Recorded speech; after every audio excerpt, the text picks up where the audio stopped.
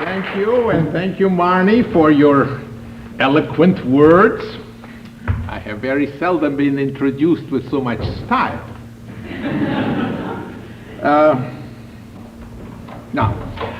What I want to tell you first of all is that this talk, which you're going to hear today, is simply an extension of what I'm doing for the students here, and it is no different, for instance, from the talk which I gave them yesterday. And I'm going to tell you all, but particularly the students, various things which I hope are of interest to them and will further their understanding of what we're trying to do here in bringing opera to life. It might be nice, and we will have an occasion here to converse. So if you have some questions, don't hesitate to ask. At certain parts of the evening, I will stop and ask you if you have any questions. Don't be bashful. Ask anything you want to ask. I don't care what it is. If I don't have the answer, I'll say so. If I don't want to answer, I also will say so. And if I can answer, I will do so. Now, since my arrival here, which seems like a month ago, but actually I think I only arrived here last Monday night, in shock, of course, because it was the longest day of the year, coming from Boston, and basically we worked here only Tuesday, Wednesday, and Thursday. So we worked here for 3 days. But there were a considerable number of scenes that we rehearsed and a great number of subjects which we discussed. But let me, so to speak, start with the beginning of this thing and tell you how I feel about opera and what I think opera is. I find that the best definition of opera is that it is a play in which the performers, instead of speaking lines, sing them with orchestral accompaniment. Will you turn up the light a little bit there? I like to see people. A little more? A little more. Yes, that is much better. Now I know who I'm addressing. Very good. That means every kind of show in which people sing with instrumental accompaniment most of the time, I like to call opera. That, of course, you realize, therefore, includes all sorts of musical dramatic events. It includes Wagnerian music drama, it includes comic opera, it includes operettas, it includes musical comedies, it includes Mozartian Singspiels, and I think it's very useful to think of opera just that way. All these things, including Jesus Christ Superstar or whatever it is, rock opera, operettas, the most, the Ring of the Nibelung, tetralogies, they're all forms of opera.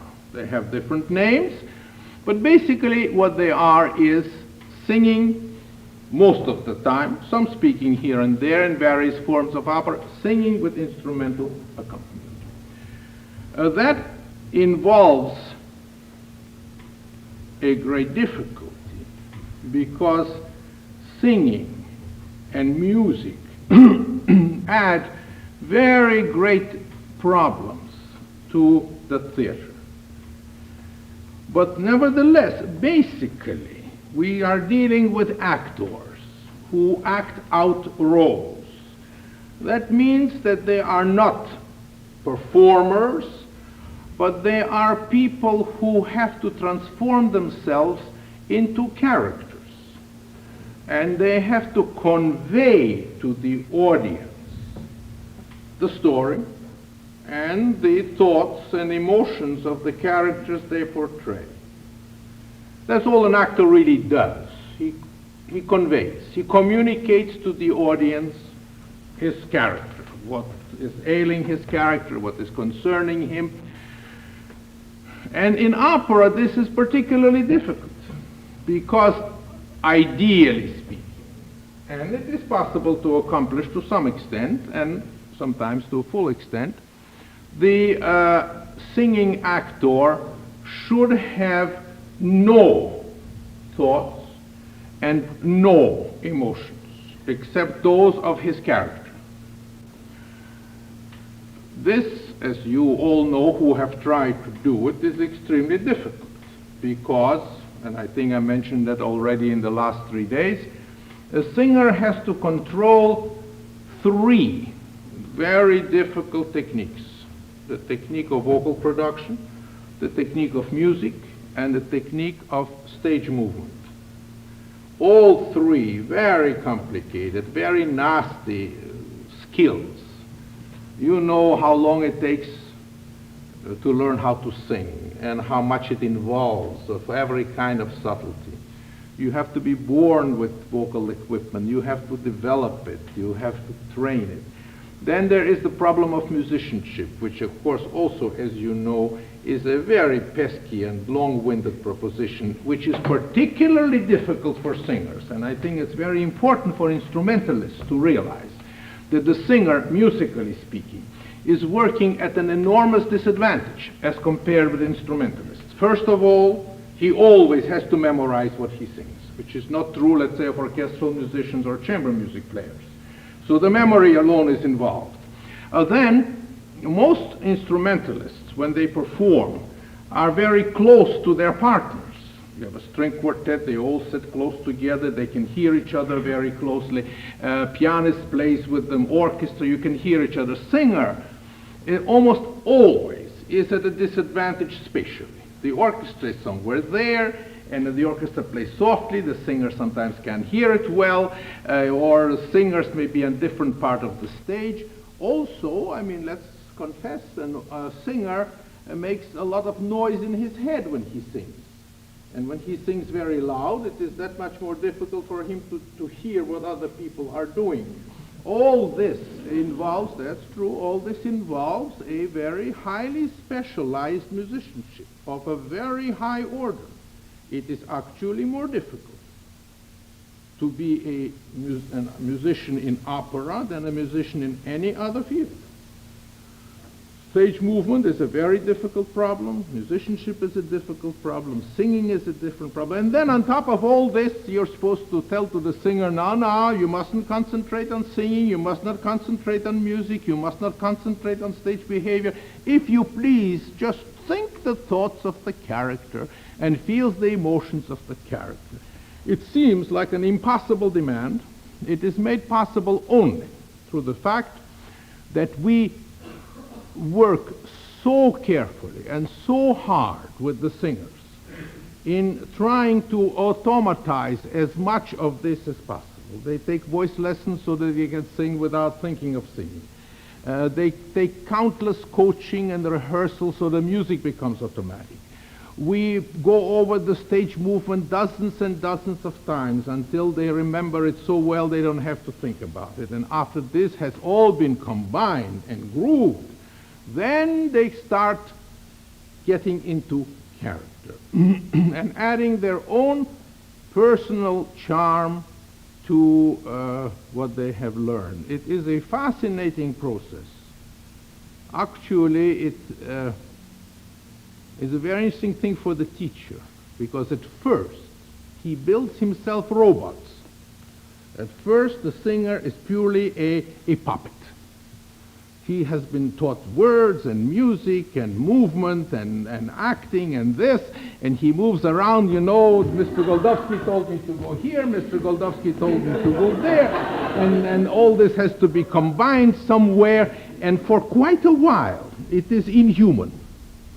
And there comes a wonderful magic moment when it comes to life.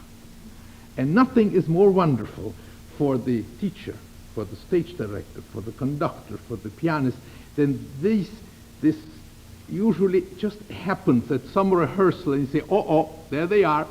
They're all of a sudden, yes, there's Giovanni, there's Elvira, there's Susanna, there's Figaro, there's Fidelio, there's Marcellina, and they come to life. They all of a sudden are the character. And the fascinating thing is that They're all different. I have staged certain operas literally hundreds of times, certain scenes probably thousands of times. And it is always a new thrill to see it come to life with this person, because it's a new character. It's the same music, it's the same words, the same notes, the same staging, but it's wonderful. It's new. And it is particularly wonderful with very gifted people. And once in a while the people are so gifted that they spoil the thing for you. That's right. There are people who so much represent a role that nobody else can ever equal it. Anybody who has seen, let's say, Shalapin do Boris Godunov finds all other Boris Godunovs poor imitations of Mr. Shalapin. They all try to do it his way, and nobody comes close to it. And it's really very fascinating, because they sing the same notes, they sing the same words. In fact, they go through the same gestures, and they sing completely different. He was unique. In my experience as a producer of opera, I've had certain artists, let's say in the Barber of Seville, who were Figaro. Or I've had girls who were Traviata. Those are great experiences to all of a sudden say, yes, that is an absolute. Nobody has ever equaled that. This is it itself. That means the person who has done as much opera as I have and has seen as much opera as he has memories not only of a character but of certain singers who were really that character. And of course, in a way, it spoils it, because then everybody else looks a little bit crummy. But but nevertheless, every time this wonderful music with this wonderful acting and comes to life, it is a new thrill. I'm telling you this to, in a way, explain to you why, after all these years, since I'm probably not only the father and the grandfather and great-grandfather of the workshops, and I have not only worked on my own, but also in any number of other workshops. And we basically do the same repertoire, because the singers need to learn the standard repertoire. It is always these 5 Mozart operas, and these 8 Verdi operas, and these 5 Puccini operas, and so on. In other words, the repertoire, after all, which we teach to students is by necessity limited, not because we are limited, but because they have to know that repertoire. It is a great fault on the part of the teacher, and it happens sometimes, if the teacher says, I'm tired of all this stuff, I've done it so often, I want to do something new, I want to do something modern, I want to do something I haven't done. And we've had opera schools where teachers neglected the standard repertoire. There was at one time a teacher, the Juilliard, who simply refused to do the standard repertoire. And people would come to me after years of studying there who had a very precise knowledge of at least 40 modern one-actors, but who did not know the story of Madame Butterfly, had never heard of Carmen or anything like that, but they were presumably trained opera people. That is a great fault. Those of you who want to teach opera, and I hope some of you will, must remember that every new generation is entitled to become familiar with the standard repertoire. Then, as you know, there is a problem in the United States, because for the last 150 years, most of the opera done in this country was done in foreign languages. Very good reason for that. For a very long time, only foreigners sang here. And so we had German companies, French companies, Italian companies, and audiences have become used to hearing opera in languages they do not understand. And that means that they're listening to opera very often in a very special way. They don't want to understand the words. They can't understand the words, and they know only usually the beginning words of certain arias. And it's a great thrill to these opera goers. All of a sudden, caro nome, you see, isn't it wonderful? Did you hear that che gelida manina? Listen, isn't it wonderful? He said che gelida manina. I know it, you know, I'm a trained. I recognize it, you see. People very often come to me, since I do so much opera in English, and say to me, Mr. Goldovsky, you of all people, you who know opera so well, you are a linguist.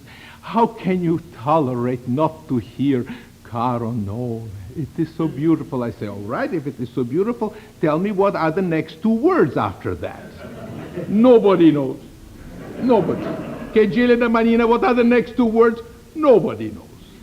That means really that in a way they don't want to understand it. They want to simply enjoy in a very special way.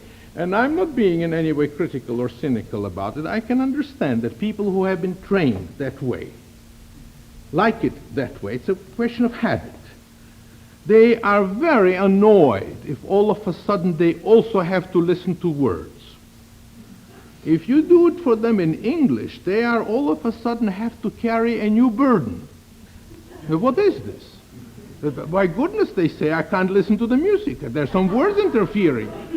The same thing happens, for instance, if you stage something with a lot of movement on the stage. People will come and say, well, they run around so much, I cannot listen to the music. You see, all of a sudden they act. That's a disturbance. Words, that's a disturbance. And that, of course, presents very serious problems for people who have been brought up a certain way. And I think that we have to understand that this is something they have a right to. They have a right to hear opera the way they're used to it. That means hear it without having to listen to words, and hear it without having to bother with action. The only problem is that this is not why operas were composed. See, the composers of operas did not intend it to be listened to that way.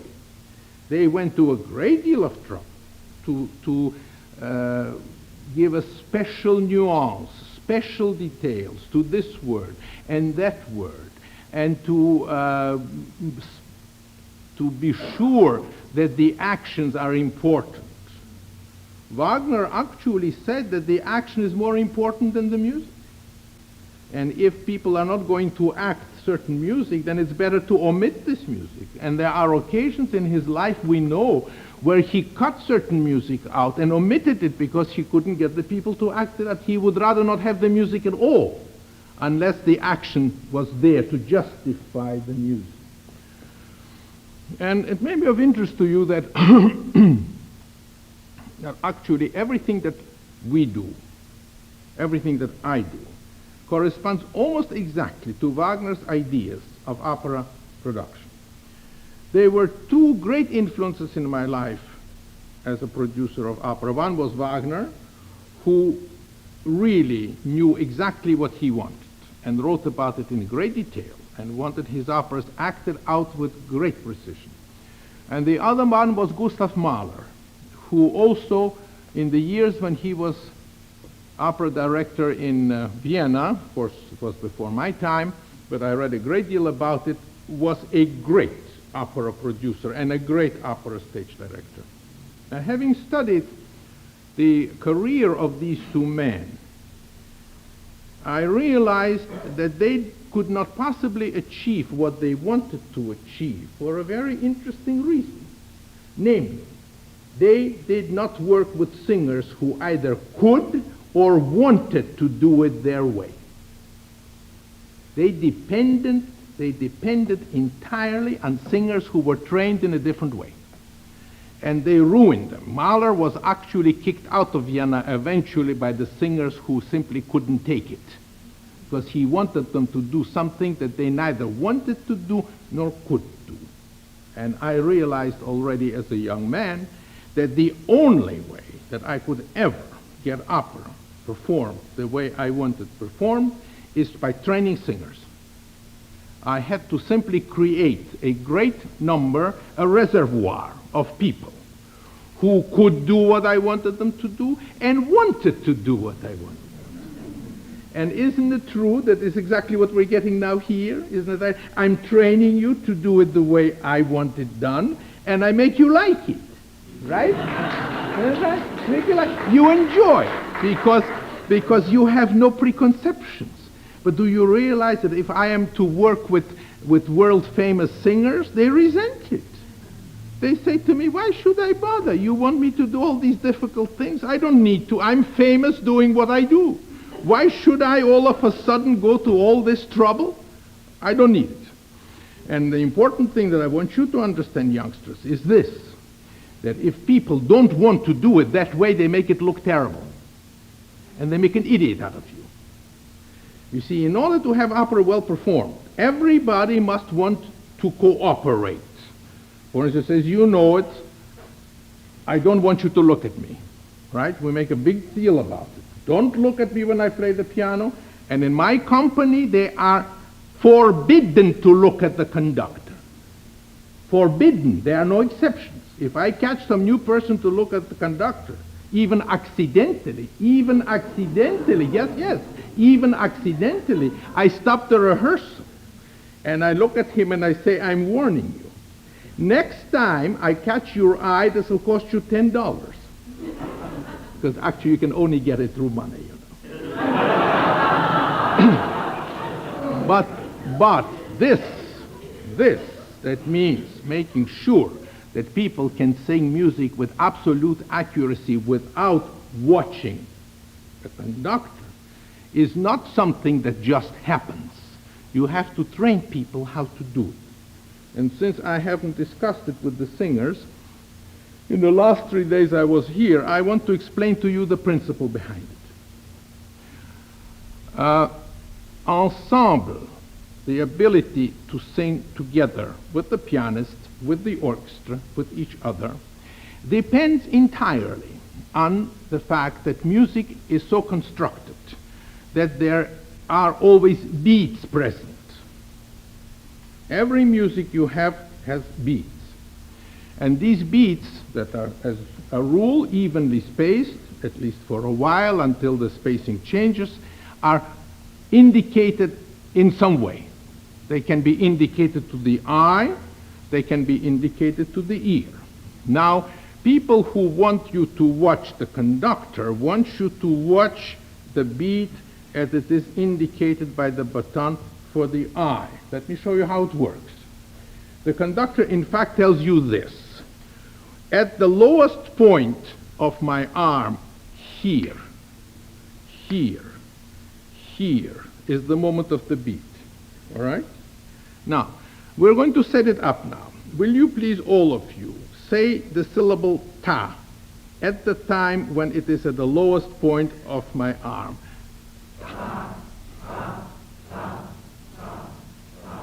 Keep it up, keep it up. Very good.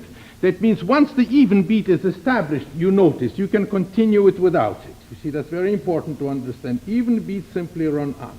Now, supposing that I want to change the sequence. I want to make some beats come sooner and some beats come later. I can do that too by doing this. Watch. Do it.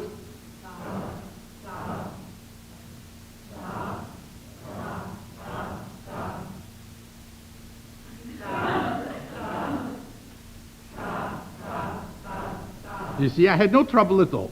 Now, if you analyze it, you will see that you didn't have trouble because I gave you a fairly clear warning of what happens between beats. Did you notice that? In other words, there was enough visible transit which made you guess how soon the next one comes. Now, there are two ways in which I can destroy it. Either by making it so that you cannot see it, or in another way too. Let's try it, yes?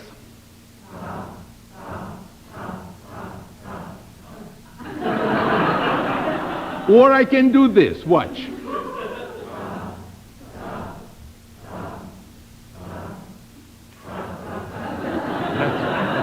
And I can throw two monkey wrenches into this thing. Either by making it invisible, or by making it so fast that you cannot follow it. Now, notice something else. I can also conduct you without your eyes. I can conduct you through your ears by doing this. Watch. Ta, ta, ta, continue.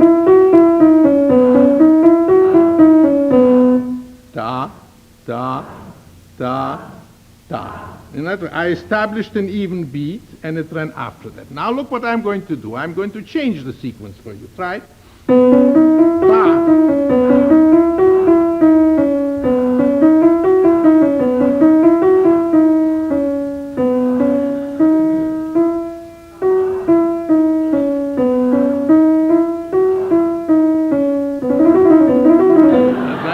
Structure. Now, this is interesting. In other words, you can see that without any visual signal, but by giving you enough information between beats, I was able to conduct you.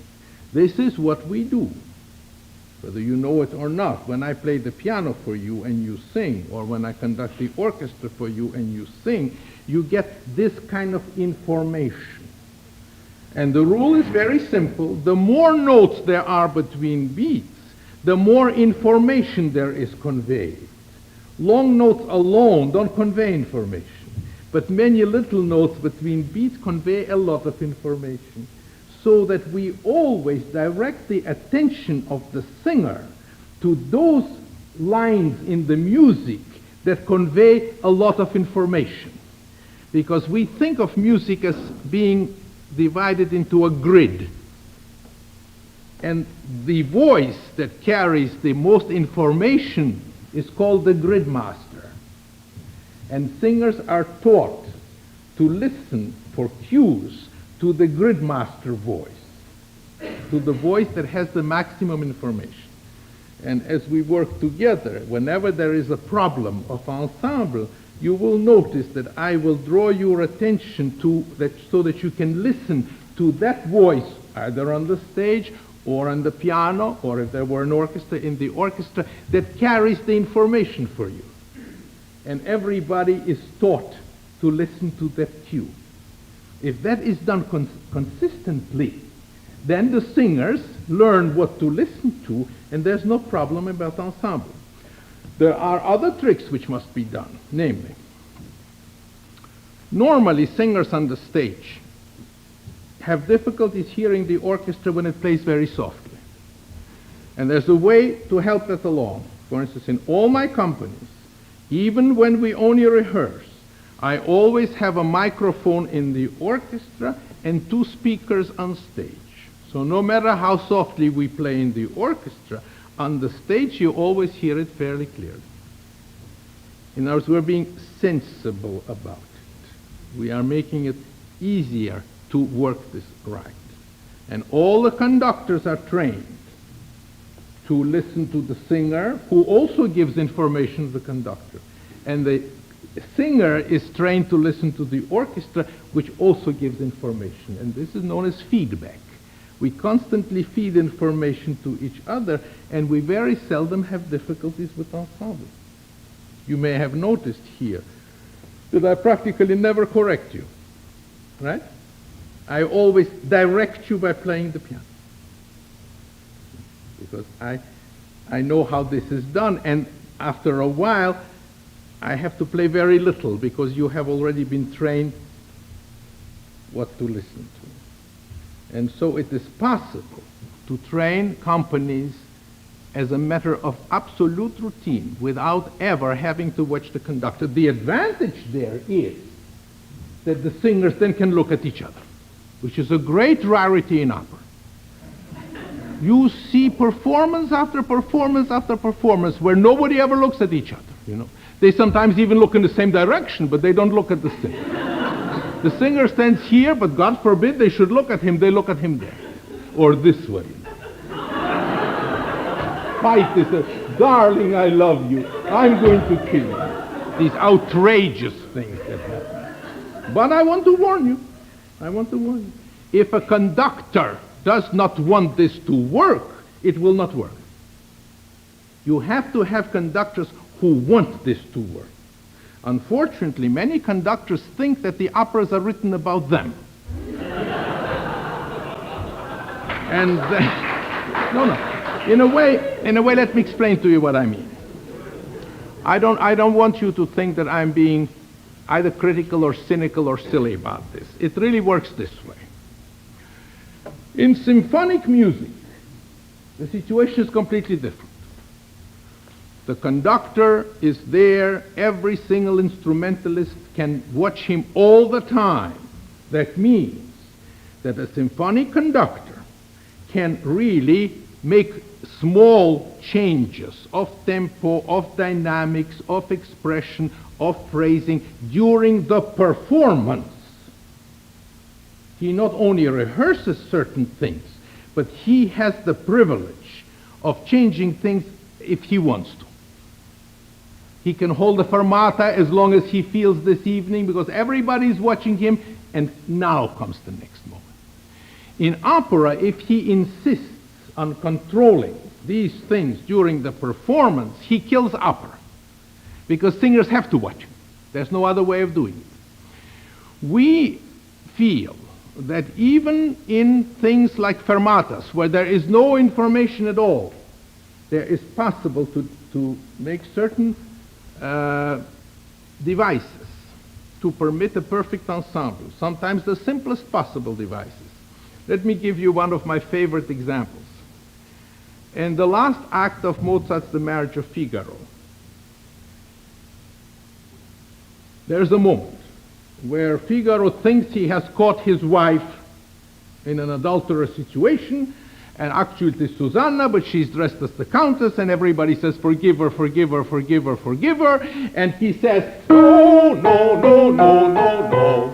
And then all of a sudden his wife comes from the other side of the stage and says, may I then for pardon myself intercede. There's a small ensemble. Then there is a long pause where the Count looks at Susanna, he looks at the Countess, and he realizes, of course, that he was caught, and he goes to the Countess and sings, my lady, forgive me. And this, my lady, is also played by all the violins in the orchestra at the same time. The problem is, how are you going to synchronize that? Here is the Count, there is the conductor, there is the Countess. If the Count goes there and says, Marley, obviously, this kills the play. Because he addresses my lady to the conductor, and the conductor is not my lady. She's there. The question is, how do you solve that? Let me tell you how we do it. It's really the simplest thing in the world. The Count goes to the Countess, and we have an agreement that at the time he takes the third step, he's going to sing. Watch. My lady, and the conductor watches this. He takes the first step. The second step, the conductor gives the upbeat, and with the third music, we're together. It also can be done on the second step. First step is the warning. My lady. You see how simple it is? Because the conductor can watch the singer. There's no reason not to do it. But the singer should not watch the conductor. The instrumentalist can watch the conductor. The singer should not watch the conductor. And I can assure you that I have produced, I don't know how many operas in my life, of every conceivable kind. Difficult, easy, modern, anything. I have never encountered a situation where it was really necessary for the singer to watch the conductor if the conductor has been trained how to do it. The advantages are enormous, but many conductors trained in the symphonic field find themselves very much frustrated by it. It became clear to me many, many years ago. My two children went to elementary school in Brookline, where we live.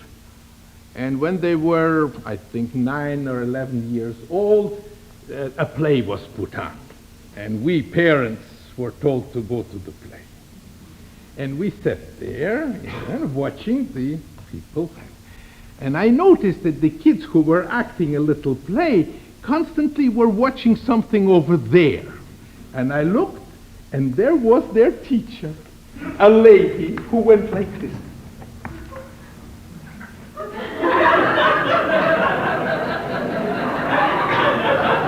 She was acting out for them from there every single thing she has taught. And the kids were watching her intently, and remembering what they were taught, also going through all these gestures. And it all of a sudden dawned upon me, not only that this was, of course, idiotic, but this is exactly what happens in opera. The singers have been taught what to do, but there's always somebody there.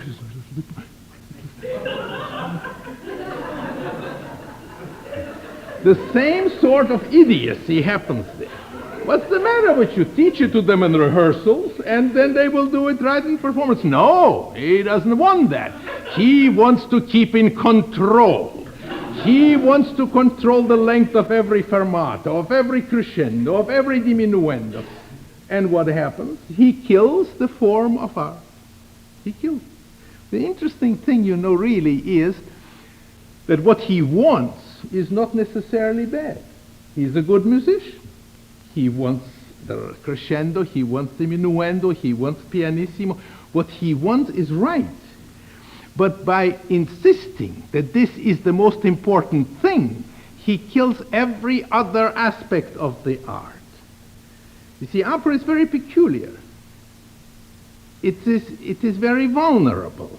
Anybody can kill it. A person who lights. I've had a friend who was a great lighting expert, and all that interested him was lighting. He lit the stage so carefully that every single inch of the stage was lit a certain way, and the singer had to stand just like this, or else the man went in canip. No, this way. No, this way. To him, this was important.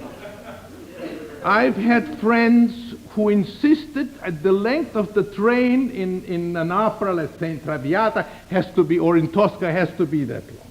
Nobody can come close to the woman, without running around her like that or stepping. But she refused to shorten the train. In that period, that is the right. You see, kill the performance. The lighting expert killed the performance. The costumer killed the performance. The conductor killed the performance. And notice that what they wanted is not necessarily wrong. Good lighting is nice. A good style of costuming is nice. Good dynamics are nice. But in opera, you can't do that. This is known as the neurosis of the expert. Right? And we teach it in our leadership training programs, that you may not, because you want something very beautiful, kill the form of art. And the way to cure it is this: we teach the conductors how to act and sing. They sing, they sound terrible, but they learn what it means to be a singer. They actually are trained to do certain scenes and act them out, and if possible, we make them interested in stage direction. So they get a share in it. You see, they get something that fascinates them, and that helps them. Now, I would like to change the subject right now and tell you something completely different. But before we do that, I wonder if any of you have any subjects on the subject we have just discussed or anything else? Yes? Do I see any hands? Do you know everything? All right. Do you find being the same conductors cooperative or particularly uncooperative? Well, let me tell you about conductors. There are all kinds. Unfortunately, since it is very difficult in the United States to learn how to conduct opera, since we have very few opportunities for young conductors to conduct opera, many of the American conductors come to opera from the symphonic field, and therefore have this particular idea of symphonic control in opera. They do two things which are terrible. First of all, they think that they have the same privileges of control in opera as they do in symphony, and also they expect a symphonic sound from the opera orchestra.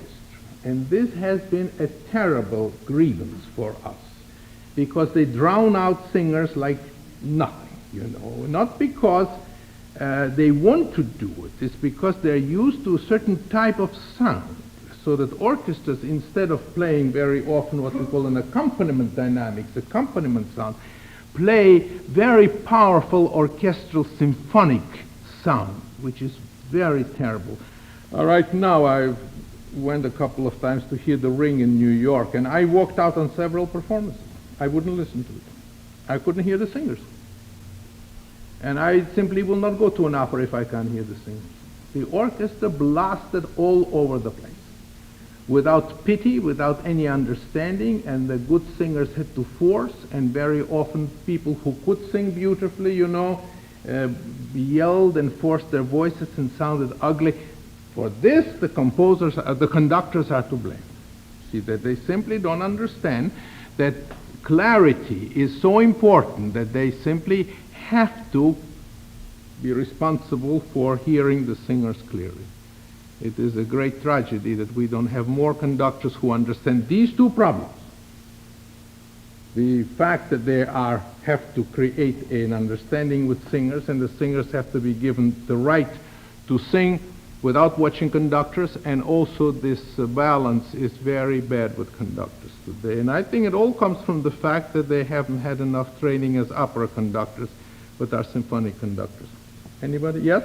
Who is responsible, let's say at the Met, for the hiring of the conductors? Well, it's a difficult question. You see, theoretically, a company should have a boss, something that we might call Generalmusikdirektor, an overall artistic boss. In my company, this is my title. I'm the artistic director of the company. That means that I ultimately can tell the scenic designer, the lighting designer, the costumer, the conductors, the singers, the stagehands, whoever it is, dear friends, this won't do. You are wonderful, you are experts, I've hired you, I respect you, but this cannot be. You will please adjust this and that. There ought to be somebody in the company who knows enough about every aspect. He doesn't have to be able to do it himself, but he must know enough and have enough authority. Unfortunately, the way things have developed in the United States, and particularly the Metropolitan, we don't have this kind of person there. There just isn't any such person there. I don't know of anybody there who would dare to go to the conductor and says, my dear friend, this is too loud. That's right. It's as simple as that. There just isn't anybody there. The man who supposedly is the head of the company, Mr. Binge for many years, or Mr. Chapin now, don't feel that they have any such authority. So the conductors do as they please. And unfortunately, we have a very bad crop of critics too, who don't know very little about opera and who don't really notice it or are afraid to write about it. And so as a result, there is very little control. It's a bad situation. Can the conductors hire their own, or ask to have the singers that they like? Not really. In a big organization such as the Metropolitan, you see, it depends upon the company. In my company, obviously, I select everything and everybody, but you see, mine is an entirely different kind of an operation. But in a very large company, the problem of scheduling, the problem of engaging about which singer is available when, which opera is available when, is so complicated. There are so many different cats that are doing it, that the conductor usually has to accept whatever the administration gives him, which also makes him somewhat unhappy. Yes? I've been aware of your position you take about the conductor not having, or the singers not having the need to have contact with the conductor, and I've questioned it many years, and I question it as well for many years.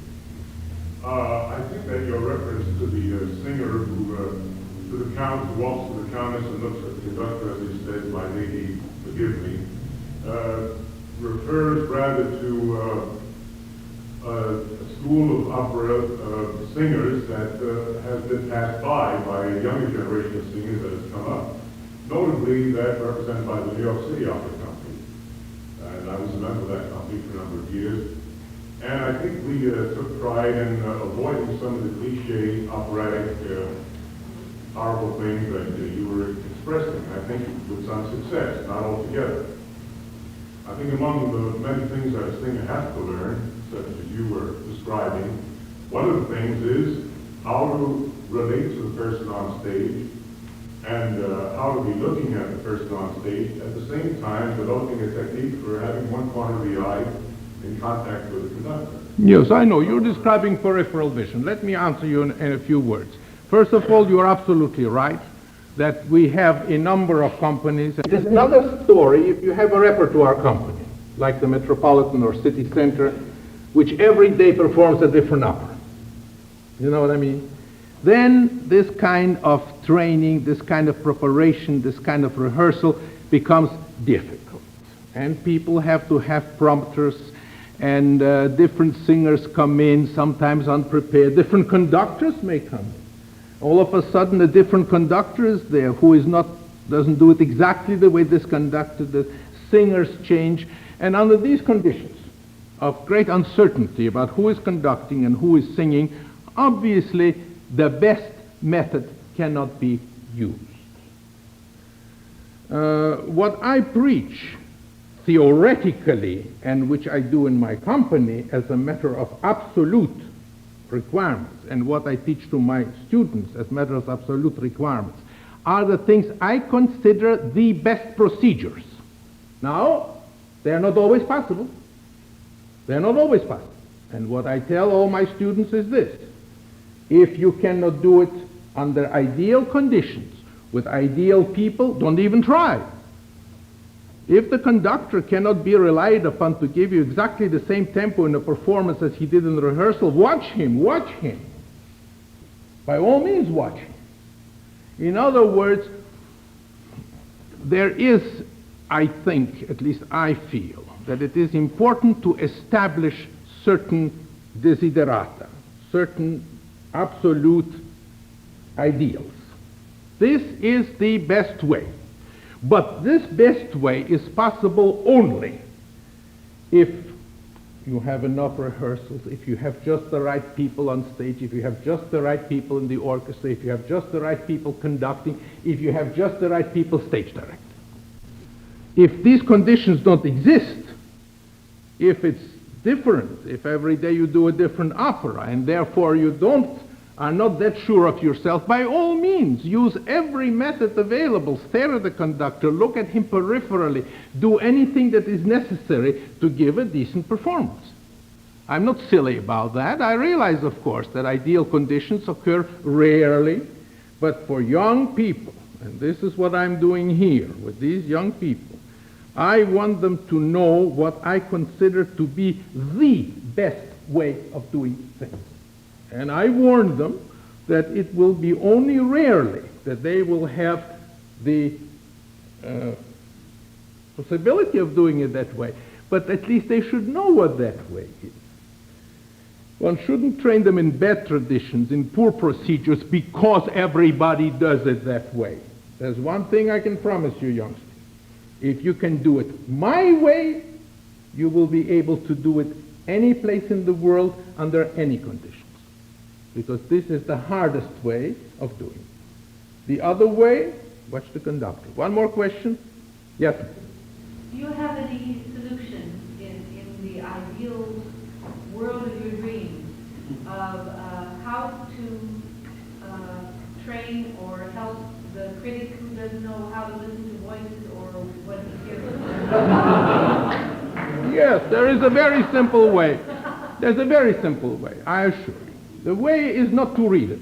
No, and you know, it isn't funny. I'm not trying to be funny at all.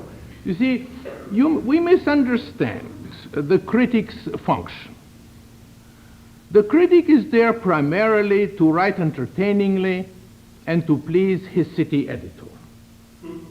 And he's learned to do that. He uses language in a certain way, and he provides for the newspaper what they once provided, entertaining, well-written articles somehow connected with the arts. This is, no, please remember, I'm by no means being sarcastic, by no means being sarcastic. Seriously, I'm not being sarcastic. This is a fine thing to do, the newspaper needs it, the critic needs it, and maybe the general audience likes to read it too. The important thing to understand is this: it has absolutely nothing to do with us. Nothing. As a matter of religion, I have not seen an article written about me for the last 30 years. And I don't read critics in general. Because I have nothing to do with this. It is not for me. Singers tell me sometimes, oh, but you know, you can learn something from them. I said, you're crazy. You are surrounded by experts. You have coaches, you have stage directors, you have conductors, you have voice teachers. You're surrounded by people who really know something. You get advice of every kind. Why do you need the advice of a person who knows how to write English? You know, it is very important not to read them. Very important. Let me tell you why it is important not to read them. I have very strong convictions about them. Let me tell you why. You see, we have been brought up since childhood. It may be changing now because of television, but most of us have been brought up since childhood to think of the printed word as having some special merit. We have learned things from books, we have learned things from textbooks, and we have somewhere an ingrained training that what is printed must be so. We have. You can't fight it. So when you read something, it makes a profound impression upon you, willy-nilly. Now, if I read something about myself, and the man says, Mr. Goldovsky, or let's say if I'm a singer, and this happens all the time, and he reads about him in the newspaper, and he says, Mr. So-and-so, Mr. Jones has a wooden voice. You know, you remember that. Wooden. What do you mean wooden? Who said wooden? My voice isn't wooden. Wooden voice. I would travel, I tell you when I noticed it, I would travel with singers in my company. We would come to a city, we would approach Milwaukee, Wisconsin, in the bus. A baritone would say, that son of a bee over there in Wisconsin. You know what he said about me 7 years ago? He said I had a wooden voice. Imagine that. Why did he say I have a wooden voice? And I say to myself, how extraordinary that is. How extraordinary when you really think about it. This guy is a successful singer. I have engaged him. Many other people have engaged him. He's good enough to sing all over the country, in Europe. He had a lot of good reviews, which he does not remember. But this one word, wooden, that one word, wooden, has stuck with him for life. Because that's what you remember. It's a poisoned word. It doesn't do him any harm. It doesn't do him any harm. His career is just as good. The man writes something about wooden, but his career hasn't suffered from it. I've engaged him, lots of other people engaged him, but there is a scar left in him. And that we must not permit to happen. We must not permit to happen. The situation is really very simple. As long as you get engaged, you are good enough. When people don't want you, when you're bad, they will stop engaging you. Singers tell me, do you think I really am a fine singer? I say, well, tell you. If I engage you once, then you're probably all right. But if I re-engage you, you have nothing to worry about. The re-engagement is the real test. In a person's career, the word again is the only word that matters anything. People who are engaged again and again and again have careers. And if lots of people want them, then they can raise their prices. It has almost nothing to do with reviews. It is probably true that good reviews help fractionally and bad reviews hurt fractionally. But it is most important not to poison yourself by words which have absolutely no other meaning. It makes absolutely no difference. Now, I will correct this statement by saying this.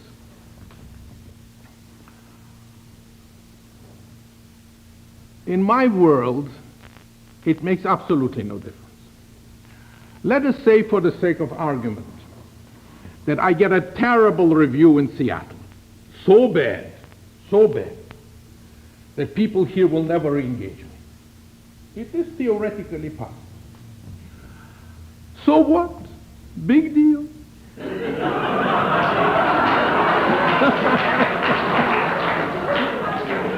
goodness. There are 2,000 other places where I can go. So I have lost a city. Big deal. But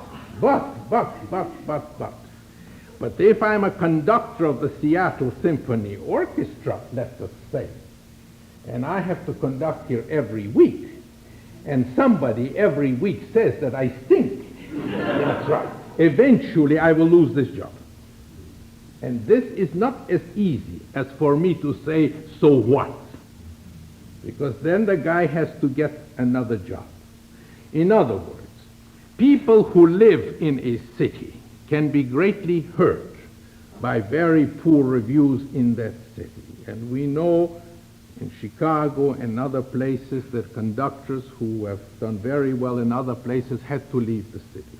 In other words, for the resident person, reviews may be important and affect his career. He still shouldn't read them. There's another reason why one shouldn't read them. An artist's greatest asset is his conviction. Notice how I argued with this gentleman. How I brought up a lot of passion, right? And I fought him right back. Why? Because I have this great conviction about my rightness. Right? He also had a great deal of conviction about his rightness. So we both had a great deal of force which came from conviction. This conviction of your rightness, this great belief in what you really believe in, is the greatest asset performers have. This is why audiences can listen to one fellow conduct Eroica of Beethoven and be convinced, and a week later somebody else comes in and conducts it completely differently, but again convinces the audience. Because the conductor has such a belief in his rightness that he convinces. All great performers are enormously convinced of their rightness. I'm absolutely certain that I know the best way of doing this, that, and the other thing. You notice that. That's right. You may call it conceit, you may call it anything else, but it has a great power to it. Isn't that right? And this power goes. And when you see that a man is passionate and convinced and ready, it has great power. Nothing must be permitted to lessen this. Nothing. And just because some guy in the newspaper says that he doesn't think this is so, or he doesn't think it is so, or he knows another way of doing it, it's better not to know it. And this is especially true of newspaper reviews, because put yourself in a situation of a newspaper reviewer. He has nothing to lose. There are probably 11 ways of doing something. Now, an artist comes and does it one way. A reviewer can say, nah, that's not the way. It's number 7 way which is better. Number 11 way which is better. Number 3 way which is better. You see, he has all the other 11 ways to choose from. He doesn't have to make a choice, really. He's not doing a performance. So he can play with these wonderful words. You know when I learned not to read reviews is when I wrote them.